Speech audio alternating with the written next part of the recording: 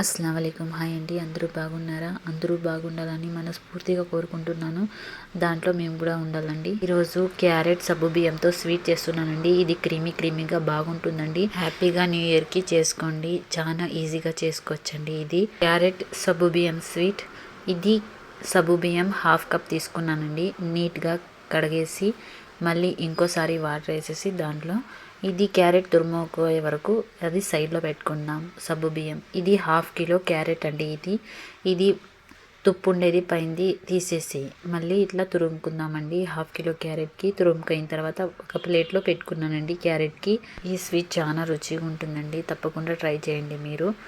మళ్ళీ stove on చేసేసి కడాయి పెట్టి కడాయి హీట్ అయిన తర్వాత దాంట్లో 1 స్పూన్ నెయ్యి వేసేసినామండి. నెయ్యి కరిగిన తర్వాత దాంట్లో కిష్మిష్ కాజు వేసేసి లైట్గా ఫ్రై చేసుకుందాం. ఎందుకంటే ఇది గ్రానిషన్ చేసేకి బాగుంటుందండి. దానికోసం ఫ్రై చేసుకొని ఒక ప్లేట్లో తీసుకుందామండి. ఇట్లా రెడ్ కలర్ అయిన తర్వాత తీసుకుందామండి కాజు ఇంకా కిష్మిష్. ఇది చాలా నెయ్యిలో వేయిస్తూ ఉంటే స్మెల్ చాలా బాగుంటుందండి. మళ్ళీ అదే కడాయిలో అదే నెయ్యిలో క్యారెట్ వేసుకొని ఫ్రై చేసుకుందాం. ఇంకొంచెం నెయ్యి వేసుకోవచ్చండి. తినేవాళ్ళు ఎక్కువ తినేవాళ్ళు ఉంటారు కదా నెయ్యి. మళ్ళీ ఇంకొంచెం వేసుకొని నెయ్యి క్యారెట్ బాగా ఫ్రై చేసుకుందామండి. లో ఫ్లేమ్లోనే ఫ్రై చేసుకుందాం. హై ఫ్లేమ్లో ఫ్రై చేసుకోకూడదండి క్యారెట్కి. ఇది ఫ్రై చేసుకున్న దాంట్లోనే అది బాగా నున్నగా అయిపోతుందండి. అది మెత్తగా ఎక్కువ అయిపోతే బాగుండదండి క్యారెట్. దానికోసం తీసేసి లైట్ కలర్ అయిన తర్వాత లైట్ కలర్ అయిన తర్వాత తీసేసినానండి. క్యారెట్కి ఒక ప్లేట్లో మళ్ళీ అదే కడాయిలో 1 లీటర్ మిల్క్ వేసేసినానండి. మళ్ళీ అది సబ్బు బియ్యం నానపెట్టింటిమి కదా, అది కూడా మిల్క్లో వేసేస్తామండి. అది రొంత బాయిల్ అయ్యే వరకు కుక్ చేసుకుందామండి పాలకి. అది రొంత బాయిల్ అవుతా ఉంది చూడండి. పాలైతే అది ఇట్లా బబుల్స్ వచ్చిన తర్వాత పాల్లో మళ్ళీ ఇది క్యారెట్ ఫ్రై చేసుకుందాం కదా, అది వేసేస్తాం పాలలో. ఇట్లా వేసేసి బాగా మిక్సింగ్ చేసేద్దామండి. కలరే మారిపోతుంది చూడండి. వేరే కలర్ వేసేది అవసరం లేదండి. ఈ క్యారెట్ వేస్తే మిల్క్లో కలరే మారిపోతుందండి. చూడండి ఎంత బాగా కనపడిస్తూ ఉందో. లుక్ బాగుంది కదా స్వీట్ది.